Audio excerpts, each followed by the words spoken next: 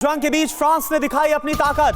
France ने किया ballistic missile का टेस्ट। M51 बैलिस्टिक मिसाइल का टेस्ट किया गया। न्यूक्लियर क्षमता वाली है यह मिसाइल। फिलहाल बिना न्यूक्लियर लोड के इसका टेस्ट किया गया।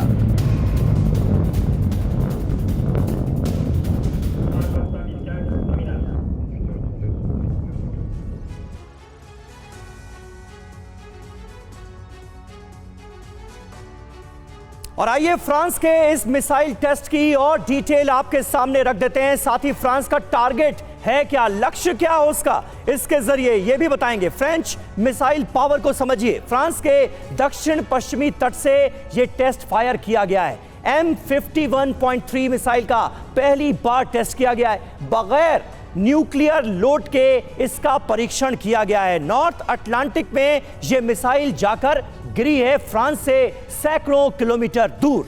और इसके अलावा फ्रांस के दो टारगेट्स क्या नजर आए।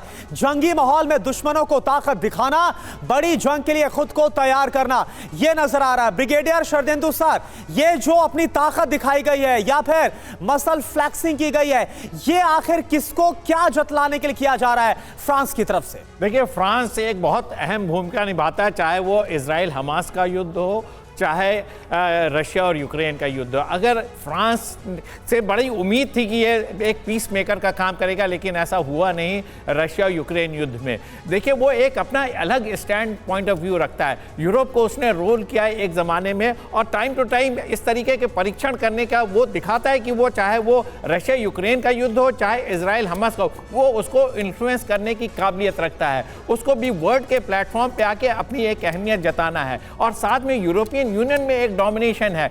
देखिए, यूके, जर्मनी और फ्रांस, ये तीन महापावर हैं as far as European Union is concerned, और फ्रांस उसमें अहम। और वहाँ के जो डेमोग्राफी आप देखेंगे तो वो बड़ा ही फ्लेक्सिबिलिटी वाला नेशन है, लेकिन साइड बाय साइड वो अपनी बात मनवाने के लिए भी जद्दोजहद कर सकता है। और एक डेमोन्स्ट्रेशन तो है ही है पूरे यूरोपियन यूनियन को, प्लस रशिया को और इधर हमास को, क्योंकि इजराइल के साथ वो खड़ा हुआ, उधर वो यूक्रेन के साथ खड़ा हुआ। तो एक उसने एक तीर से कई निशाने साधे और एक मैसेज दिया है पूरे वर्ल्ड को कि फ्रांस अभी भी एक फोर्स टू रेकन विथ है, उसको नेग्लेक्ट नहीं किया जा सकता। उसकी से है यूरोपियन यूनियन में, लिहाजा इस तरीके के परीक्षण उसके टेक्नोलॉजी को दिखाते, उसके सामर्थ्य को दिखाते और उसके मिलिट्री पावर को दिखाते। बिल्कुल बिल्कुल। और इस बीच देखिए, बड़ी खबर है, गाजा में इजराइल ने मचाई है फिर तबाही। उत्तरी गाजा पूरी तरह से खंडहर में बदल चुका है। गाजा में हर तरफ तबाही ही तबाही नजर आ रही है। गाजा की बिल्कुल ताजा तस्वीर इस वक्त TV9 भारतवर्ष पर हम आपको दिखा रहे हैं, और ये तस्वीर दिल दहला देने वाली है। हर तरफ आप देखेंगे, जहां तक आपकी नजर जाएगी मलबा ही मलबा नजर आएगा और जमींदोज हुई इमारतें नजर आएंगी। गाजा में बर्बादी की ये बिल्कुल नई तस्वीर है जो आप देख रहे हैं TV9 पर।